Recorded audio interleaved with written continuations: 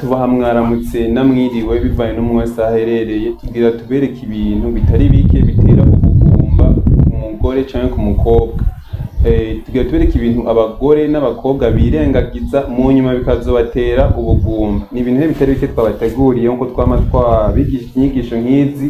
Ubu naho tugira tubereke ibintu bitari bike bitera ubugumba ku mugore canke ku mukobwa. Ni ibintu abakobwa birengagiza mu nyuma bikazobagirira ingorane ku buzima bw'irondoka ryabo. Ikintu rero ca mbere gishobora gutera ingorane ku bagore canke n'abakobwa kikabatera ubugumba ni izi infections sexuellement transmissibles arizo bitwa ama IST. Ni kuvuga izo infection ni chlamydia na gonorrhea.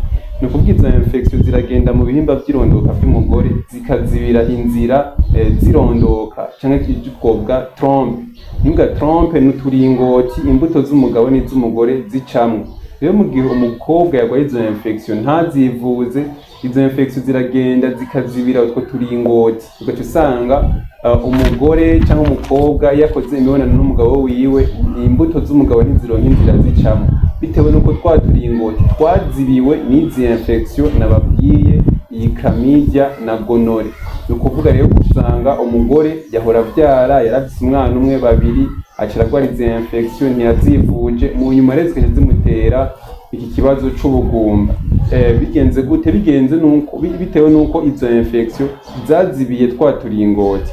Usanga rero imbuto z'umugabo ntiziriko ziraronka inzira zicamwo. Usanga umugore arakubwira ati ndagira ovulation, ndabona iminsi yanje byose bimeze neza, ariko ngo sinshobora gusama inda, ariko ntamenye yuko inzira canke uturingoti twiwe twazibiwe na za infection ativuje. Rero umukobwa arashobora kurwara izo infection ntazivuze akabifata ibisanzwe, kuko turiko tubereka ibintu abakobwa n'abagore birengagiza mu nyuma bikazobatera ubugumba.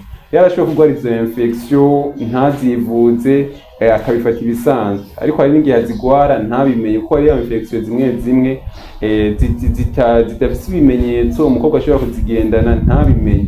Izo infection nababwiye gonorrhea na chlamydia ni infection zishobora gutera ubugumba ku mukobwa canke ku mugore mu gihe atazivuje hakiri kare. Ikindi ca kabiri twabateguriye hano ni tabagisme, kunywa itabi. Umugore anywa itabi biratuma overe ziwe zisaza. Overe ni igihimba c'irondoka c'umugore gikora imbuto z'umugore. Rero mu gihe umugore canke umukobwa anywa itabi ryinshi, iyo overe irasaza hakiri kare. Usanga rero ya overe iriko ikora imbuto zidafise kalite nziza canke imbuto zidakomeye neza.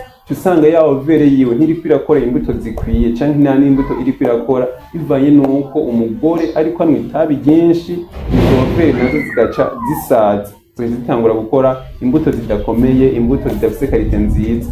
Usanga umugore afashwe n'ubugumba abitewe no kunywa itabi ryinshi, abitewe nuko ya overe yiwe itariko irakora imbuto zimeze neza. Ariho usanga rero hatanguye kuba ibintu vy'amafausse couche, hatanguye kuba ibi vya infertilité, ugasanga umugore ntakivyara, umugore aguma inda ziwe ziguma zivamwo, abitewe nuko anywa itabi ryinshi, overe ziwe zashaje, ziriko zikora imbuto zidafise kalite nziza canke zitariko zikora imbuto zimeze neza. Kunywa itabi rero ibintu umugore ashobora gukora akirengagiza yuko bishobora konona ubuzima bw'irondoka ryiwe.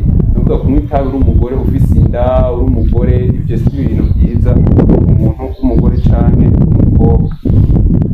Ikindi naco ni alcool annexe, kunywa inzoga nyinshi ukaborerwa uri umuntu w'umugore, birapertiriba ovulation yawe kandi bigapertiriba n'imisemburo canke amahormone yawe. Ni ukuvuga mu gihe umugore anywa inzoga nyinshi, hano twavuze alcool annexe, kunywa inzoga ntibishobora gutuma umugore aba ingumba canke iki, ariko kunywa inzoga nyinshi zirenze urugero birapertiriba ovulation yawe, ugasanga urubuto rwawe ntirugisohoka neza mu makondisiyo akwiye, canke iminsi yawe itanguye guhindagurika bitewe no kunywa inzoga nyinshi. Rero kunywa inzoga nyinshi ku muntu w'umukobwa ntibihanuwe bivanye nuko vyonona amagara y'irondoka ryiwe.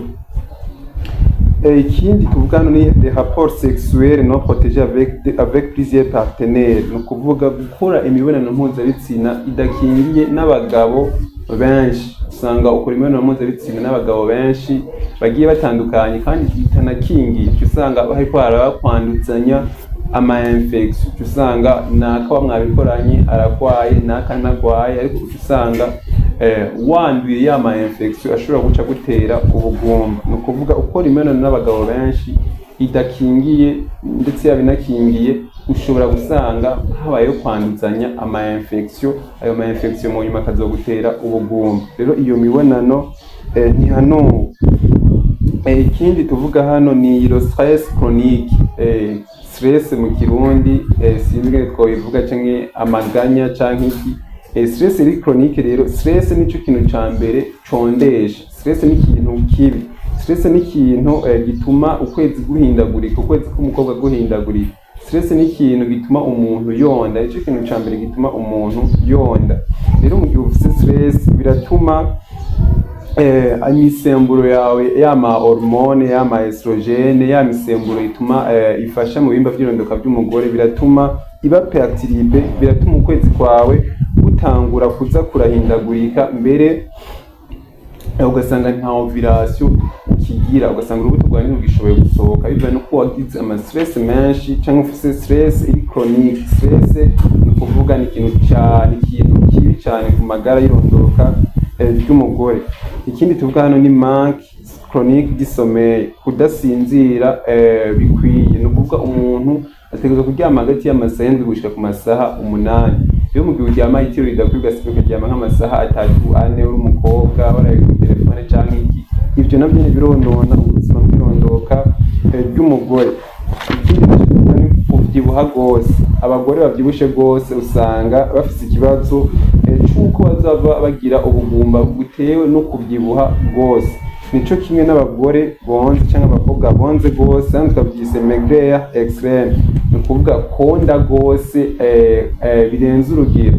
Ariko uba bonze bigereranye, ariko mu gihe wonze cyane ufise amahirwe mabi yuko uzohava haziramwo ubugumba. Rero bikunda kuba ku bagore bagira ama sport canke ku bagore bafungura nabi, ugasanga aronze gose bikamutera kudashobora kubyara.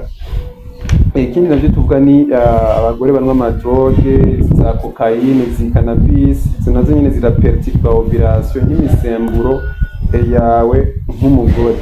Nivyo rero twari twabateguriye kuri uyu munsi, ingeso canke ibintu abakobwa canke abagore bakora mu nyuma bikazobatera ubugumba. Sinzi naho kubise ikindi uzi tutashoboye kuvuga, ashobora gucandika muri commentaire, tubibutsa gukora subscribe na like kugira mushigikire bino vyigwa vyacu naho utaha.